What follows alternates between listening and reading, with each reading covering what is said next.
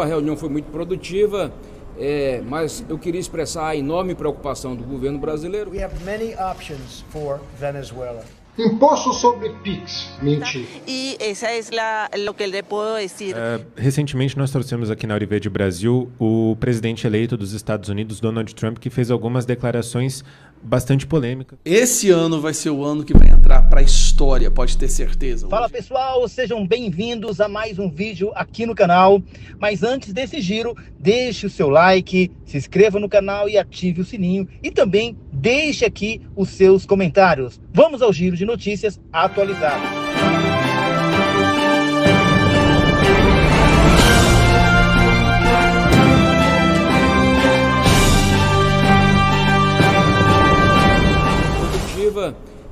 Mas eu queria expressar a enorme preocupação do governo brasileiro com a política adotada pela empresa Meta, que parece com a biruta de aeroporto. O tempo todo muda de posição ao sabor dos ventos. Eu quero dizer para essa empresa que a sociedade brasileira não ficará à mercê desse tipo de política. A nossa preocupação neste momento é que a empresa venha a público, já que ela não foi transparente em momento algum qual a política ela vai adotar, a partir de uma notificação extrajudicial que a Advocacia Geral da União protocolará hoje, em instantes, para que a empresa explique categoricamente às autoridades brasileiras como é que ela vai proteger as crianças e adolescentes, como é que ela vai proteger as mulheres, como é que ela vai proteger os pequenos comerciantes que usam a plataforma como um modelo de negócio, como bem de negócio. Enfim, tem uma série de pessoas que usam frequentemente essa plataforma e que estarão muito vulneráveis pretensamente à nova política que, como muitos das senhoras e dos senhores sabem, não sabemos claramente qual é essa nova política. Em razão da ausência de transparência dessa empresa, nós apresentaremos uma notificação extrajudicial e a empresa terá 72 horas para informar o governo brasileiro qual é de fato a sua política para o Brasil.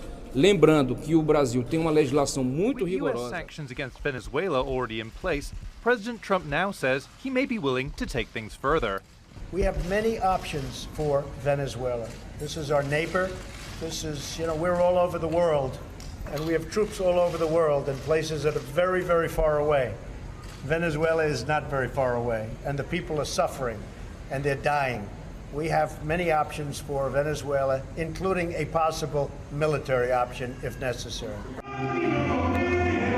Venezuela's government has already dismissed Trump's words as imperial threats and a crazy act. But one former diplomat says it's a threat that should be taken seriously. This is not a drill. It is a warning bell for Maduro's regime to capitulate and free Venezuela. The Venezuelan people have suffered enough, and it's time for Maduro to free Venezuela from his tyranny. Venezuela is facing growing international opposition to its new constituent assembly. Many Latin American countries are refusing to recognize any of the new assembly's decisions. And Peru has expelled the Venezuelan ambassador over what it calls the country's break with democratic rule. The Constituent Assembly was elected late last month, but opposition groups boycotted the vote. They see it as an illegitimate power grab by President Nicolas Maduro. Dominated by Maduro's supporters, it has the power to sideline the existing legislature and rewrite the constitution. The opposition is vowing to continue to put pressure on the government and is promising more protests. But Maduro is pushing back. More than 120 people have died in months of street violence, and the newly appointed Attorney General is promising more prosecutions. That includes his predecessor, a major critic of the government. La Nacional Fiscal está investigando el TCJ. The Supreme Court is investigating Luisa Ortega Diaz for a number of crimes ranging from the totally improper use of a private plane to crimes that violated basic laws. Trump's threat of military force was followed by more pressure from the White House. It says an offer of talks from Maduro will only be accepted if he restores democracy. But Maduro may well disagree with the White House's definition of democracy. Vincent Monahan, Al Imposto Jazeera. sobre PIX, mentira. Imposto sobre quem compra dólar, mentira. Imposto sobre quem tem um animal de estimação, mentira. Pessoal, vamos prestar atenção, está circulando uma fake news, prejudica o debate público, prejudica a política, prejudica a democracia. E essas coisas estão circulando e nem sempre as pessoas têm tempo de checar as informações. Essas coisas são mentirosas e às vezes eles misturam com uma coisa que é verdadeira para confundir a opinião pública. A única coisa verdadeira desse vídeo que está circulando é que, de fato, as empresas, os cassinos virtuais, chamadas bets, que são casas de apostas que lucram uma montanha de dinheiro, essas casas de apostas vão ter que pagar impostos devidos como qualquer outra empresa instalada no Brasil. Fora isso, é tudo falso. Então se liga nisso, é importante você acompanhar e não entrar nesse tipo de conversa. Fake news prejudica a democracia e traz uma série de insegurança para as pessoas. Então, fica ligado, deixa a mentira de lado y vamos a seguir con Brasil. Esa es lo que le puedo decir. De lo que nosotros estábamos viendo en la transmisión que usted estaba comentando en estos momentos, es que no solo la adelantó, sino que también no lo hizo en el hemiciclo protocolar donde se acostumbra a juramentar a un presidente, sino que lo hizo en el salón elíptico de la Asamblea, fuertemente custodiado por efectivos de seguridad de militares alrededor de él, y solamente a un lado estaba el ministro de Interior y Justicia, Diosdado Cabello, cuando él llegó, y del otro estaba la vicepresidenta Delcy Rodríguez y su esposa Cilia Flores y Nicolás Maduro al momento de llegar allí. También pudimos observar cómo le dio la mano a Milton Rengifo, el embajador de Colombia en Venezuela, cuando saludó a los embajadores. Y por supuesto un gran y fraternal abrazo a Díaz-Canel, el presidente de Cuba. Esto prácticamente es lo que se está ocurriendo en las calles, pues la gente camina de forma rápida, prácticamente nadie quiere hablar ante la situación y las distintas detenciones que hubo también en el día de ayer. Coronel, João Victor Teófilo tem uma pergunta para o senhor. Pois não, João? Coronel, bom dia. Muito bom falar com o senhor aqui na Auriverde Brasil. Recentemente nós trouxemos aqui na Auriverde Brasil o presidente eleito dos Estados Unidos, Donald Trump, que fez algumas declarações bastante polêmicas sobre o Golfo do México e também sobre o Canal do Panamá. Nessa entrevista que ele deu em Mar-a-Lago para alguns jornalistas, ele falou que não descartaria também uma ação militar para tomar o controle da Groenlândia e até sugeriu tornar o Canadá um estado dos Estados Unidos. Na avaliação do senhor, o que Trump quis dizer de fato com essa declaração e quais seriam as possíveis consequências de uma ação militar dos Estados Unidos na Groenlândia, que é um território autônomo da Dinamarca? Então vamos lá. Eu vou deixar a questão da Dinamarca e Groenlândia por último, e se eu esquecer você me recorda de novo, e uma vez mais, bom dia, João, sempre uma satisfação falar contigo. Olha só, primeira coisa que a gente tem que entender é que o presidente Trump, ele não é um político tradicional, embora eu vi a ressalva que o Pitoli fez no início do programa, muito própria, de que esse segundo mandato a gente já tem alguém que não pode ser considerado completamente um outsider, porque ele já esteve dentro da estrutura política, conhece Washington, conhece como funciona essa disputa do poder. Porém, ele continua ainda trazendo o seu DNA de empresário. Essa é a frase de campanha do MAGA, né, do Make America Great Again. Ela traz no bojo a ideia de um chefe de Estado que, de fato, vai priorizar os interesses dos Estados Unidos. Então, vamos entender o seguinte, quando ele fala do Canadá, quando ele fala do Canal do Panamá, ou quando ele fala que vai mudar o nome do Golfo do México para Golfo dos Estados Unidos, todas essas três expressões ou falas, elas estão no mesmo contexto da fala que ele fez, por exemplo, para a União Europeia e, em especial, para a OTAN, quando ele fala na Alemanha, conversando com a Angela Merkel, dizendo que para que eu estou com tropas aqui na Alemanha, o maior efetivo dos Estados Unidos fora dos Estados Unidos é dentro da Alemanha, e ele fez a pergunta, por que o pagador de imposto dos Estados Unidos vai manter uma estrutura militar tão grande aqui na Europa para defender vocês de quem? Dos russos? Tudo bem, então por que vocês estão com 60% quase da matriz energética de vocês dependendo do gás russo? Então, se vocês estão fazendo associações econômicas com a Rússia, não faz sentido eu manter essa estrutura aqui se vocês não cumprem nem o acordo da OTAN, que é colocar 2%, ou seja, 2% do orçamento anual investindo em defesa. Então, quando ele coloca essa questão, ele coloca do ponto de vista dos interesses dos Estados Unidos, olhando como um negociador, e ele essencialmente é um grande negociador, de alguém que está olhando o interesse e querendo dizer o seguinte, não vale a pena a gente gastar tanto se o retorno é pequeno. E quando ele fala do Canadá, é especificamente isso. Atualmente, se você olhar nas facilidades tarifárias e nos privilégios que o Canadá tem com os Estados Unidos, é mais ou menos da ordem de 220 bilhões de dólares por ano que os Estados Unidos acabam custeando essa relação com uma vizinhança que interessa, obviamente, você ter um vizinho. Os Estados Unidos, ele só tem 2 fronteiras e a fronteira do norte ele nem se preocupa tanto assim. Agora, se você olhar o mapa do Canadá, você vai observar que há um anecúmeno, ou seja, há uma parte gigantesca do Canadá que não tem ninguém morando e uma grande concentração junto à fronteira dos Estados Unidos. Então, você tem as indústrias automobilísticas que poderiam estar nos Estados Unidos, várias funcionam no Canadá. E por que fazem isso? Porque há um interesse econômico. Os Estados Unidos importam muito petróleo, muito gás, até madeira, mas tudo isso que importa do Canadá em condições muito vantajosas. O antigo NAFTA, né, o North American Free Trade Agreement, o NAFTA antigo, ele dava muito privilégios, tanto para o México quanto para o Canadá. Quando o Trump, lá atrás, ele falou que o México pagaria o muro, todo mundo riu do Trump. Só que, na verdade, o México pagou o muro. E por que pagou o muro? Porque quando o Trump fala que o México pagaria o muro, ele não estava dizendo que o presidente, à época do México, agora temos uma presidente, mas à época ele assinaria um cheque para pagar o muro. Não foi isso. Ele disse que pagaria e realmente pagou porque ele refez os acordos comerciais e fez o México entender que se não tratasse a questão da imigração e do tráfico das fronteiras da forma como a política externa americana exigia, ele iria penalizar economicamente o México. E o México se ajoelhou, até porque 80% praticamente da economia do México depende dos Estados Unidos.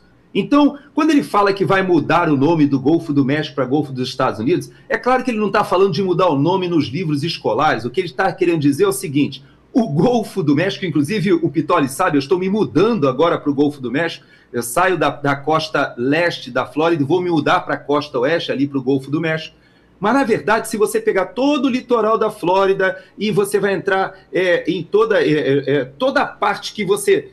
não só ali onde entrou o furacão Katrina, ali em New Orleans, você vai até o Texas, tudo isso do Golfo do México, na verdade, é uma grande atividade petrolífera e comercial, tem a saída do Mississippi, há uma gigantesca movimentação de carga. Então, na verdade, o que ele quis dizer é que esse Golfo do México, na verdade, é uma área que tem predominantemente atividade econômica dos Estados Unidos. E vamos ao Canal do Panamá. Quando ele fala do Canal do Panamá, ele está querendo dizer o seguinte: quem construiu o Canal do Panamá, quem botou dinheiro, foi mais de $1 trilhão. Quem morreu construindo o Canal do Panamá, porque havia malária, foi uma dificuldade gigantesca, foram os Estados Unidos à época, porque entenderam que era um projeto extremamente importante para ligar as duas costas.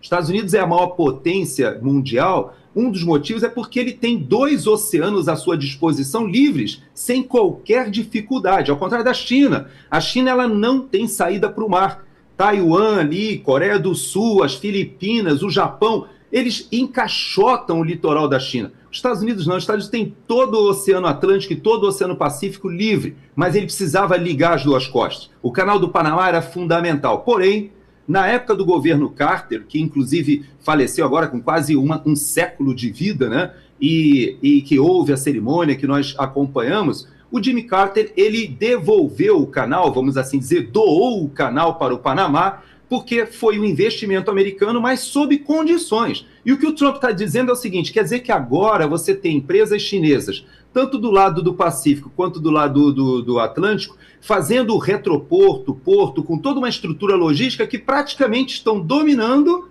e, pior, impondo tarifas aos Estados Unidos muito maiores, ou seja...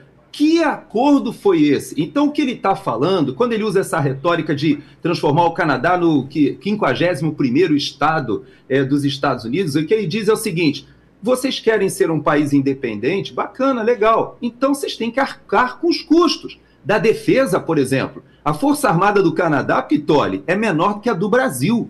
Então você veja que o Canadá ele fica na dependência de que está sendo protegido pelos Estados Unidos, tem uma indústria dependente dos Estados Unidos, e o que o Trump fala é o seguinte: tudo bem, México e Canadá, vocês são nossos vizinhos, mas nós precisamos rever essas condições de relação. Da mesma forma o México, quando ele fala do Golfo do México, ele diz a atividade econômica ali, inclusive petrolífera mexicana, depende essencialmente dos Estados Unidos. E quando ele fala do Panamá, ele está dizendo o seguinte: esse canal é fundamental para os Estados Unidos, não pode ficar nas mãos da China. E aí voltamos à Groenlândia. A grande preocupação do Trump é do ponto de vista geopolítico-militar. Quando ele fala de uma ocupação, é porque, na verdade, na Groenlândia já existe uma grande base dos Estados Unidos. Há muita gente que diz que existe uma instalação subterrânea gigantesca. Eu posso dizer para vocês, sem dar detalhes, que eu tenho um primo, né, filho de uma prima minha,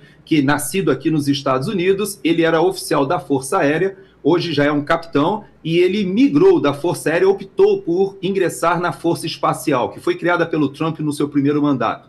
E ele ficou durante um bom tempo na Groenlândia. Lá existem instalações militares com conexões em satélites, tanto do programa da Força Aérea quanto do programa espacial.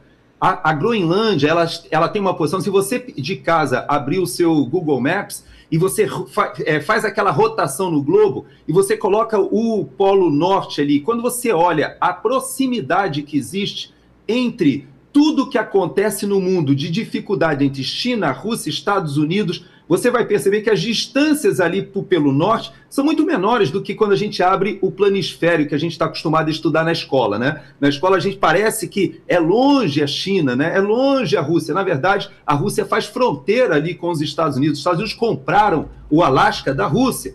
Então, quando a gente olha daquela perspectiva da Groenlândia, a gente percebe que a importância geopolítica é muito grande e a China começa a se fazer presente. E essa é a preocupação. E houve uma declaração do Putin essa semana, fechando meu comentário, muito interessante. E ele faz uma jogada, né, cínica e até, de certa maneira, provocativa, porque ele diz o seguinte: se fizerem um plebiscito lá na Groenlândia, é capaz do povo preferir realmente ser um Estado ou ser comprado pelos Estados Unidos. É claro que ele faz uma referência ao Donbass, porque também existem áreas na Ucrânia em que, se você perguntar para a população, todo mundo fala russo e todo mundo tem ligação muito mais com a Rússia do que com a Ucrânia. O que ele está querendo insinuar é que o pessoal da Groenlândia, há anos, sabe que depende muito mais da proximidade ali com os Estados Unidos e até com o Canadá, por que não dizer? Esse ano vai ser o ano que vai entrar para a história, pode ter certeza. Hoje é dia 11 e os acontecimentos desses 11 primeiros dias de 2025 são impressionantes. Realmente, o jogo está virando, a gente está vendo, assim, a olhos vistos, a água mudando para o vinho. Eu fiquei de viagem na última semana, então eu gravei muito pouco, e é por isso que hoje eu vou soltar 5 ou até mesmo 6 vídeos para atualizar vocês que me acompanham como as coisas estão mudando. Pela primeira vez a gente vai ver o Alexandre de Moraes recuar. Como vocês sabem, Donald Trump convidou o Bolsonaro, mas foi um convite direto para o Bolsonaro para que ele participe da posse, que vai ser no dia 20 de janeiro em Washington, D.C. Só que tem um detalhe. O presidente dos Estados Unidos, né, Trump ou qualquer outra posse, eles não costumam convidar ninguém pessoalmente. O evento da posse nos Estados Unidos é um evento extremamente fechado, apenas para americanos, para as pessoas do governo e o partido vencedor, no caso, os republicanos. Não se tem notícia de que um presidente prestes a tomar posse faça um convite direto e pessoal para alguém, principalmente se essa pessoa não exerce um cargo político ou cargo de autoridade. Nunca se ouviu falar do presidente, ou que vai ser assumido, né, como presidente, fazer um convite direto a uma pessoa comum. Pois Donald Trump fez um convite direto ao Bolsonaro. E não só isso. No convite direto que ele fez ao Bolsonaro, Bolsonaro é chamado de senhor presidente no convite para a posse de Trump. Cara, isso aqui, acho que vocês têm que entender a grandiosidade disso aqui. Donald Trump assume agora o seu segundo mandato muito mais forte do que no primeiro, porque ele teve o voto popular. Tanto é que ele tem o voto popular, ele tem maioria na Câmara dos Deputados, ele tem maioria no Senado, Muitas pessoas da própria imprensa que antes batiam nele já entenderam que não adianta bater mais, então já está colocando o rabinho entre as pernas. Agora ele tem junto com ele o Elon Musk e o Mark Zuckerberg, que fez um anúncio recentemente, que fez uma reviravolta no Brasil, que eu vou fazer um vídeo sobre isso, inclusive. Mas a conversa inicial, quando se falava do convite do Donald Trump, é que de forma alguma o Alexandre de Moraes ia aceitar devolver o passaporte. Lembrando, Bolsonaro não é condenado a nada, não tem nenhuma condenação. A retenção do passaporte do Bolsonaro por si só é ilegal. E a imprensa toda dizia, nunca, mas é nunca que ele vai entregar. Sai a notícia hoje mostrando isso aqui, ó. Moraes exige documentos adicionais para decidir sobre a ida de Bolsonaro à posse de Trump. O simples fato do Moraes não ter negado imediatamente e estar pedindo um documento que mostre que esse pedido, que esse convite realmente aconteceu, já é uma clara evidência de que o Moraes percebeu, ixi, fiz merda. Porque antes era uma briga apenas com Elon Musk, um cara que é bilionário, prestes a se tornar o primeiro trilionário, mas uma pessoa comum, que não tem cargo público. Agora, se ele nega esse convite, ele vai estar comprando uma briga com Elon Musk, com os senadores americanos, com o Mark Zuckerberg, com o Elon Musk.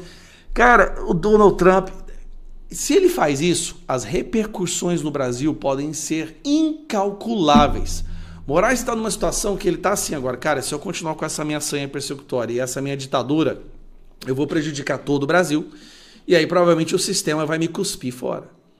Vamos na matéria. Ex-presidente pediu liberação de passaporte para ir ao evento dos Estados Unidos. O ministro Alexandre de Moraes pediu nesse sábado que o ex-presidente envie documentos que comprovem o convite recebido por ele para a posse de Donald Trump. A decisão vem em resposta ao pedido do ex-presidente de liberação de seu passaporte retido pela Justiça para viajar aos Estados Unidos e acompanhar a posse do presidente americano. Na decisão, o ministro afirma que a defesa precisa acrescentar documentos que comprovem o convite oficial para o evento, marcado para o dia 20 de janeiro em Washington. Então, peraí. Se precisa da comprovação, quer dizer que se a comprovação existe, e ela existe, tá? E se não foi feito o documento oficial, eles enviam isso imediatamente. Então, como que ele vai negar depois que receber em mãos um convite oficial?